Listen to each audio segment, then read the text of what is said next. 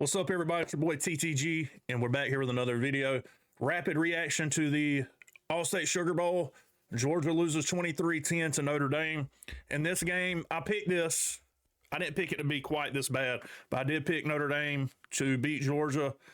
I just thought they were, especially with Carson Beck out, I thought Georgia would struggle to run the ball. They have a lot this year, and they did again today, and I think that was a difference. Of course, turning the ball over twice didn't help. The special teams was one big facet in which Notre Dame was able to take advantage of Georgia in my opinion. Shout out to Marcus Freeman, well-coached team, disciplined team. They did have quite a few penalties, but they were able to overcome them. And I don't know, I don't feel like Notre Dame did anything like that spectacular offensively, but the special teams they dominated in. They were able to kick field goals, obviously. They were able to make a few plays here and there, and their defense stood strong. They were able to get a couple turnovers that ended up being the difference in the game, in my opinion. But like we always do, let's jump in and look at some team stats. Riley Leonard throwing the ball, 14 of 23, 88 yards and a touchdown. So Georgia didn't allow him to throw the ball. He did run a little bit, though. So rushing the ball, Notre Dame had a total of 125 yards. So, like, dear God, they didn't have total offense. What was total offense? Let me see. Total offense for Notre Dame, 213 yards of total offense, and they win by two tutties, or two scores. Interesting. 213 yards. Okay. Riley Leonard, 11 carries, 65 yards. Jadarian Price, 7 carries, 32 yards. Jeremiah Love, 6 carries, 19 yards, and Jordan Faison, 2 carries, 9 yards. Faison was kind of a difference maker, although, I mean, they didn't have a ton of yards, just being honest. Faison, 4 catches, 46 yards. Bo Collins had the touchdown catch, and Mitchell Evans had 3 catches for 22 yards. Nothing spectacular there. And Gunnar Stockton didn't disappoint me. He played well, I thought. Gunnar Stockton, 18 of 29, 225 yards, and a touchdown.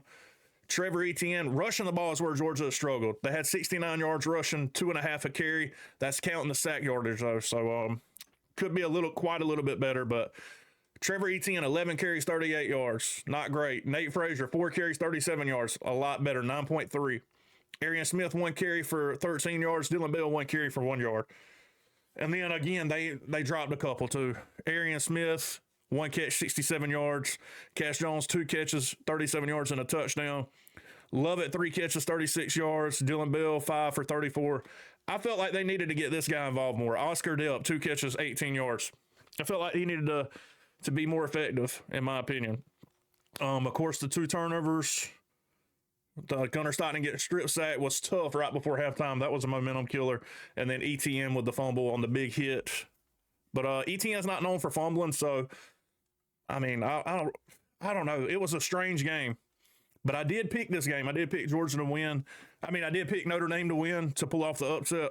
I thought they had a great game plan. I thought they were running the ball, shrink the game, and play good defense, and they did all of those. Other than that, man, there's not really a whole lot to talk about this game. Notre Dame looked like they won in the trenches on both lines of scrimmage, in my opinion. The offensive line couldn't really protect Gunnar Stockton. And it looked like their offensive line kind of won in the trenches. They averaged 4.8 yards a carry. So, I mean, pretty decent yards per carry, in my opinion. And then, of course, the turnover special teams was the difference in this game, in my opinion. Turnovers, Georgia 2. Notre Dame turned the ball over 0 times. And then special teams, they made all their kicks. And they returned a kick for a touchdown. That's huge. So, yeah. I mean, I don't even really have a player of the game. It was all a bunch of guys just doing what they're supposed to be doing. So, I mean, this is going to be shorter than a lot of them. But this is my instant reaction. I think Georgia is in decent hands with Stockton at quarterback next year. A lot of people, I saw a lot of my friends on Facebook or whatever trying to say to put Rashad in.